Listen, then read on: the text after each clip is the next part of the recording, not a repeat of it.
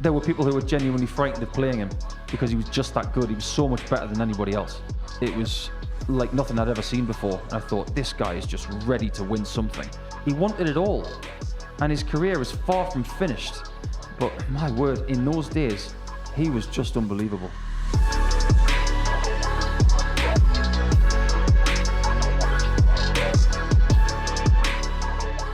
Hello, welcome along to the very latest edition of The Story of here on Pluto TV, where we have a look back at the careers of some of the greatest ever players to have picked up a dart. Tonight, we're going to be having a look at the three-time world champion, multiple world match play champion, and the seven-time Premier League champion amongst numerous other major titles. Yes, the Green Machine, that is MVG, Michael van Gerwen. One of his adversaries in his pomp, Paul Nicholson, is alongside me here in the studio. Please do take the compliment. I will take that, absolutely. We talk about Luke Littler bursting onto the scene, but Michael van Gerwen was the first ever real young generational talent that really did grasp the TV attention when he burst onto the scene at 16. The one tournament, of course, everybody remembers is that run at the Windmill World Masters. Yeah, I think the first teenager that really captured the imagination. And midway through the noughties, people were talking about this young kid with spiky hair who could do ridiculous things. I know Wayne Model has talked about what he knew of Michael van Gerwen even before he was gracing WDF events or BDO events back then. But he was dangerous from the off, had an inordinate amount of confidence. And I think the biggest thing about Michael at the start is he just wasn't shy. There were so many players in that generation who were playing within themselves, trying to follow this invisible code of etiquette. And if you had any outbursts, it was seen as disrespectful. But Michael would show us all that it was okay to be who you are. And if you feel like you've got to celebrate a big shot or a couple of 180s in a leg, it's okay. And what we've seen since then, I think we can attribute that to Michael's honesty. Well, let's get straight into it then. The 2006 World Masters at just 16 years of age. Big major televised event. It was on the BBC at the time. It was the second biggest major in the BDO system. It'd go all the way to the final. And everyone remembers that iconic match with Martin Adams. You've got this England captain who's 50 years of age up against this 16-year-old kid who wasn't even born when Martin made his debut at the Lakes. It really was a truly generational battle, and one which really paved the way for the beginning of this hot young sensation in the sport. Yeah, I think sometimes you need these baton passing games. It's not as if it was Michael having the baton passed to him by Martin, because at this stage, you've got to remember, Martin's not really a World Championship serial winner at this point. He would go on to do that when Michael would go elsewhere. It's a strange set of circumstances, but with Martin's 20 years of BDO experience, it did feel like a bit of a torch-passing moment of sorts. But Michael was ready to do great things from the very off. I mean, I think he won the Northern Ireland Open. In that same time, he was beating established players wherever he went, and he didn't have any fear. And he garnered a lot of headlines around that time. And it just so happened that winning the Winmore World Masters at the time was the biggest headline of all. And it set a lot of wheels in motion. In fact, his first World Championship at the Lakeside, I think he just turned 17, didn't he, at that point? And he was the favourite to go on and win that tournament. Yeah, he didn't even win his first game. Lost 3-0 to Gary Robson. And I'm sure at the time Robbo was saying, well, this is not a great draw. But he had experience of Lakeside, whereas Michael didn't. And that would be the only time he'd play at Lakeside, because after that, he would leave to the PDC with Vincent van der Voort and Jelle Klaassen and follow in the footsteps of Raymond van Barneveld. Yeah, he joined that Dutch contingent, and then straight away he does other things that make the attention. Ironically, away from a PDC event, it was the International Darts League where he'd hit that 9-dart leg. And at the age of 17, we're thinking, oh my goodness, what is this star and what can he go on to achieve? Yeah, I think the early stories, he was up against the greats in Barneveld and Manley and Taylor and Lloydie and people like that. And I think we were starting to see that he just wasn't afraid of anybody. But some of the levels he was attaining, now, there was a lot made of Luke Littler making 140 odd happen at the World Championship just gone. But there were bursts from Michael van Gerwen back then that were pretty close to that. He was starting to do the 130 plus average 3-leg burst before most people thought it was possible. So at this time, when he's chucking in a 9 darter off the back of a 10 or an 11 darter, we saw special bursts from him that we hadn't seen from many people in history. And then again, the headlines begin to creep in for Michael van Gerwen. What can this 17-year-old do? But then there was a little bit more of a lean spell. He was still doing okay. He was qualifying for things, but he never really made those inroads, did he, thereafter? I know he had the game with Phil in 08 and he pushed him very close, but it felt like after that, just a little bit of a barren run appeared. Yeah, I mean, we've got to be honest. I mean, getting Phil Taylor in the first round of a World Championship is pretty cruel. I mean, he's trying to make his way in the game and he's given the best player of all time in the first round at Ali Pali. And he still ran him close. And nobody was doing that at the time, apart from, say, Barneveld or John Part in 2003. People go to a World Championship to come second most of the time in that generation. So he got really close. But that period between joining the PDC and when he would rocket ship in 2012 into the MVG that we've all grown to love and admire, those times were tough. And if it wasn't for certain things happening, maybe his greatness would never have come out. Let's talk about the World Youth Championship, because he played in the first couple of finals. He lost both of them to Aaron Monk and James Hubbard. Okay, they were disappointments, but how do you think a player like Michael would reflect upon those experiences? Did it actually, that tour, teach him how to win again at a time where being on the senior circuit, he wasn't getting much joy at all? That's exactly what it was. On the senior circuit, Michael broke his duck in 2009 in Taunton. That was his first PDC title. I think he beat Vincent van der Voort in the final. And that was a big, big thing for him to break through. But it wasn't something that would continually happen over the course of seasons. That was a first, but it would still take him more time to become a serial winner and to have confidence wherever he went. So people saw that 2009 win in Taunton in a Players' Championship as a one-off. Can he do it again? Not necessarily straight after. But what the development tour, as it's called now, what it allowed him to do was build a confidence from a foundation to constantly beat people that maybe weren't as good as him, but then he would go up against the people of his age group that were just as good as him, and then he would find a great deal of success to build that confidence that he had a few years prior. And 2012 was that breakthrough year. Okay, he lost that World Youth final to James Hubbard, but then the World Match Play comes at Blackpool. He hits the 9 darts. Okay, that tournament didn't quite go to plan for him, but was that 9 darter a signal of, okay, this is a player that could just begin to do things now? Yes and no. I think what people tend to forget is that he started winning in 2012 on the PDC Pro Tour. There's a reason why he was at the Match Play. You don't just get there from doing little bits and bobs. He was doing great stuff that year. We've spoken with James Hubbard about that World Youth Final in front of 10,000 people at the O2. It was a big, big occasion. But James was playing really well at the time. So was Michael. But we just edged it for James because we thought his numbers and his likelihoods were a little bit better. But after that final had taken place, Michael didn't whinge about losing the final. He didn't think that it was the end of the world. He saw that as, right, I've lost the last 2 finals. Maybe I'm going to kick on in the senior game. And he did. The match play was big. We saw the kind of confidence that we want to get from Michael. And by the end of the year, the beast was born. Well, he started that year as world number 38. He ended at world number 4. And that was mainly because of what he did at the World Grand Prix that year. Winning that, breaking the major duck. But my word, it wasn't easy, because Mervyn King probably look at that as another one of those big finals that could have easily gone in another direction. Do you know what a lot of people tend to forget about that final with Mervyn? Aside from the fact that Michael was vastly behind and it was a great comeback. It was played in a different room. It was played in one of the smaller rooms at the City West, because the arena that housed the World Grand Prix, where we saw Brendan Dolan's 9 darter and him making the final against Phil, that was in the large hall, the exhibition side of the City West. But because I think it was Diana Ross was going to do a concert there that week, they put us in one of the smaller rooms. And me personally, along with a lot of the other guys, we preferred that. It was a lot easier to play in there. It was less cold, because in October it's pretty chilly on the outskirts of Dublin.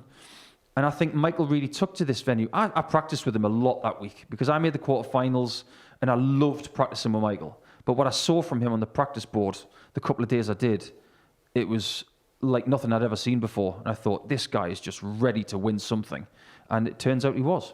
He'd do things that perhaps in that tournament we never expected a player to do. The 17 perfect darts, the run to the final, but also the way that he acquitted himself. We saw more of the celebrations, the fist pumps, which originally they actually upset a lot of players, but it's now become, I suppose you could almost say that he was the architect of what we see from the likes of Gerwen, Price and others now. Yeah, that's fair. I think there were certain people who voiced their displeasure at what Michael was doing, but there were some of us who really didn't care about it. It was just, if this is what Michael wants to be, we've got to try and beat Michael van Gerwen in this form. It was never meant as disrespectful or gamesmanship or anything like that. And some people have said it's not a tickling contest. It's a game of darts. It's a gladiatorial sport. So is there anything wrong with it? Absolutely not. Never had a problem with it. And it did allow some other people to feel freedom and break off the shackles of this silent etiquette that had lived in the sport for more than a generation. The 17 perfect darts. Never seen it. Well, to quote John Gwynn, the like of which we've never seen or may never see again. The first one, any 9 darts at a world championship is special enough. But then to do it in almost in back-to-back legs, that is unheard of. Oh, yeah. People may have had a crack at hitting 2 9-darters in practice back-to-back. But to be honest, doing that in the semi-final of a Worlds and in front of the person who seems to get more 9-darters hit against him than anybody else in James Wade, that really did prove the kind of ability that Michael has. And it was waiting to come out in bursts or possibly for the next generation, which would prove to be the case. But my favourite picture of that moment is when he misses the second 9-darter, he turns around and smiles. And for the first time, I think we saw Michael having the most fun in a big pressure situation. It just looked as if the pressure had been lifted off his shoulders and he could finally be the player he wanted to be. The final didn't quite work out, losing to Phil Taylor. 2013 was a profitable year for him. And then we get to the 2014 World Championship where the expectation is different. Him and Adrian Lewis are kind of on this same trajectory, same path at the same time. Phil was still the #1 player in the world. Michael and Adrian were kind of fighting for that second spot. First of all, that semi-final win probably put to bed that debate and Michael overtook Adrian on that pedestal. And then he plays Peter Wright in the final. His destiny at the age of 24 is fulfilled. World champion, world #1. Yeah, I think a good start in the final was critical because if you look at the way that last set was starting to transpire, Michael was starting to get nervous, which is totally understandable. That Sid Waddell trophy is sitting 4 or 5 yards away and you want to get your mitts on it. But if you look at the way he was able to finish off that 72 checkout, he was able to hit it. And his reaction to hitting that 72 checkout is one of, that trophy belongs to me. And he looked at the fans, because I think he'd been heckled quite a lot in that final, because it's a really tough thing for people overseas to win the Sid Waddell trophy in front of a lot of potentially British people back in 2014. The crowds have changed a little bit since then. But he looked at them all and he said, see that over there? That's mine. And Michael is maybe the most unselfish person I've ever met in my life. He's always about doing nice things for other people. But in that moment, he wanted to do something for himself. And it really was for him. And then that point, the floodgates really did open. He was world #1, and then that was it. He was away, wasn't he, from that point onwards? Yeah, true. But Gary Anderson did have something to say about the World Championships the next couple of years, and that was because of Michael. Now, he didn't do anything wrong. It was the fact that Michael reinvigorated Gary Anderson, and that would give us some games that made us salivate. But away from the next 2 World Championships, and obviously they'd play in 2017 in the final as well, Michael was owning the European Tour. He was making it borderline ridiculous. He was turning up and cashing the winner's check most of the time. And I don't think he'll ever be overtaken when it comes to the European Tour all-time stats. But his ability to turn up the tournaments and, in somewhat Phil Taylor style, dominate. There were people who were genuinely frightened of playing him because he was just that good. He was so much better than anybody else. And then the other thing as well is you look and you mentioned that his record in things like last leg deciders was ridiculous. Even if you got close to Michael, there was a time at his pomp, at his peak, he'd always find a way. Yeah, he's always been great under pressure. We did talk about the last leg decider stuff on the European Tour for a good couple of years. But there's one game that really sticks out. When he was in a European Championship final with Gary Anderson, he needed to win the last 3 legs. And we're all sitting back in our chairs thinking, do you know what? Michael's going to do this. Gary's played so well here. But Michael will find a way, and he did. And you could see the frustration on Gary's face as if to say, how do you do this? You're supposed to be nervous in winning titles, and he wasn't.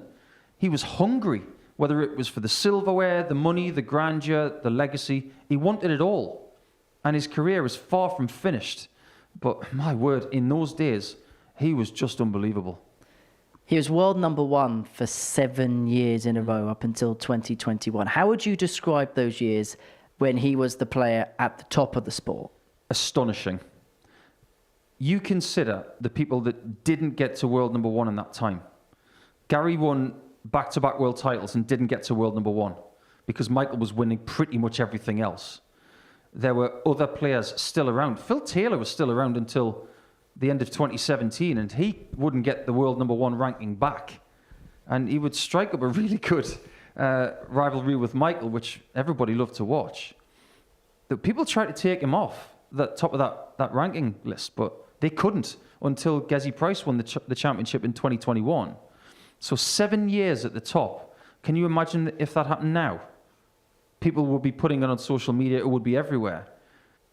Michael's been around in the social media era, but we should give him the credit he deserves for holding on to that crown for just the one time. Because he's never had it back since for, 7 years, like you said. Let's talk about some of the other World Championship victories, and in particular 2017. In terms of performance, from start to finish in a championship, is that as dominant a World Championship campaign anybody's had? Is that as good as anybody's played head-to-head, wire-to-wire in a World Championship? Yeah, it's as good as. I think a lot of Phil's, we'd have to go microscopic to look at the numbers and the percentages on doubles, but you look at the way he had to play against Gary in that final. Gary threw everything at him and he had all the answers. One of my favourite things is that Michael hit the bull to win that championship. That's the only time that the bull's been hit to win a PDC World Championship. That's something that nobody else has done. I know it's a small thing, but Michael will like the fact that he's the only person who's done that. But that, for me, was a titanic world final that deserved the kind of quality that we got. He's only won one more World Championship after that. In terms of that competition, has he underachieved when you consider his ability and what he's won elsewhere? No, I don't think he's underachieved. I think everybody stepped up. Because when time passes by, if you're someone like Michael, you've inspired a great deal of dart players to improve in their own ways. Maybe you go on the board a little bit earlier, maybe a little bit later because you've seen Michael dominate and you want to take him out. He has had profound effects on people. He's had a huge effect on Michael Smith, in my opinion, definitely on Gary Anderson and in Peter Wright, and possibly others. So underachieve, it's a strong way to put it, but I think everybody else has stepped up to try and stop him. He was so dominant for so many years, then a couple of leaner years came and went. But looking at things now, where is Michael van Gerwen standing within the sport of darts? And is there still perhaps one more real purple patch for him to come? Although, ironically, he's got a bloke in purple which might stand in his way a little bit. The problem now is that if you look at who's in the top 10 in the world, a lot of them are playing better darts than Michael is on a more regular basis. I mean, you look at someone like Damon Heta, he's putting in numbers that are in tournaments better than Michael. But one of the greatest things about MVG at the minute is that ranking major titles, the biggest championships in the world, he doesn't have them in the bank, but he's still world number 3. That deserves a lot of credit because he's still accumulating big ranking money. And we're fresh off the World Championship at the beginning of 2025. No one seems to remember that he was defending £200,000 at that tournament, and he was able to do it. So he made it to the final to cover that spread. Yes, he didn't win the title and get his 4th world title, but he still accomplished something. I'll tell you what, we should have made all these gizmos and whatever green, shouldn't we, for this chat? Nico, thank you very much as ever. Thank you for watching the story of here on Pluto TV.